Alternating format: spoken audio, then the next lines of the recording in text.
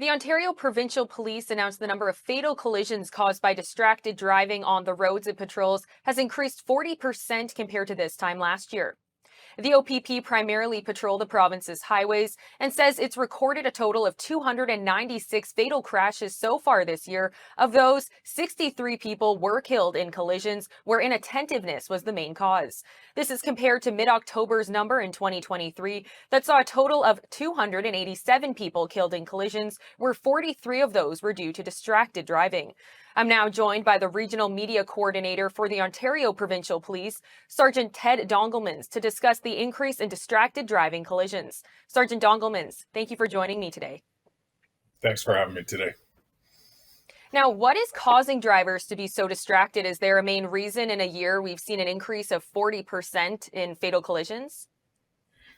Well, the collision stats on Ontario Provincial Police patrolled highways do show a 40% increase year to date in fatal collisions that are attributed to inattentive driving. That inattentive driving is it's a classification that we assign in our collision reports, and it can be due to a number of driving behaviors. Of course, distracted driving is one of those that would be encapsulated in that classification. But other behaviors, even adjusting the radio, tending to a child in the car, or looking down because I spilled the drink on my lap. Those behaviors would also be encapsulated in that statistic. Now, a driver can be fined, from my understanding, of up to $1,000 and a 3-day license suspension if caught distracted driving. Do you think there should be other penalties put in place for, as you mentioned, inattentive driving? Yeah, so you are correct. For a first conviction in Ontario under the Highway Traffic Act for the offensive drive handheld communication device, the fine's minimum fine $500, maximum fine $1,000, and up to a 3-day license suspension. But for a second conviction for that offense, drivers are looking at a $500 to a $2,000 fine and up to a 7-day license conviction. A third conviction is a $500 to $3,000 fine and a 30-day license suspension. So those sanctions they do escalate on additional convictions. It really, as a police officer, our duty is to enforce the laws and lay charges. The courts are responsible for deciding on convictions and assigning the penalties. So it's really not the police place to comment on the severity of the penalties. Now, I'm curious, what is the police force doing other than changing the rules and implementing those penalties? So an example is you guys have radar and cameras for speeding.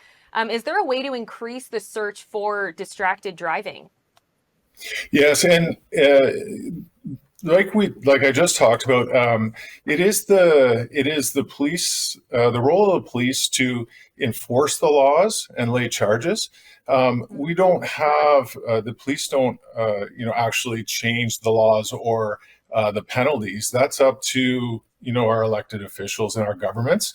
But I can tell you, as for the police, the OPP, we do regularly do directed patrols or focused patrols that are focused on distracted driving. We use, patrol in, marked police cruisers and unmarked police cruisers that are directed specifically at distracted driving and people using those handheld communication devices.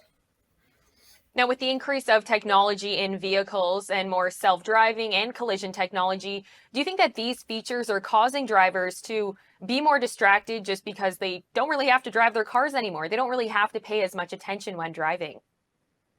Yeah, and interesting, those features in the modern technology in our vehicles is predominantly designed for our comfort, but also for our safety. but those features do not, eliminate the need for our due care and attention when driving. Road safety is the shared responsibility of all users of our roadways and highways. And so every driver, everybody that's in charge of a vehicle is responsible for paying attention and for the safety of themselves and everybody else on the highways. Sergeant Dongelmans, thank you so much for the time today. Absolutely. Anytime. Thank you.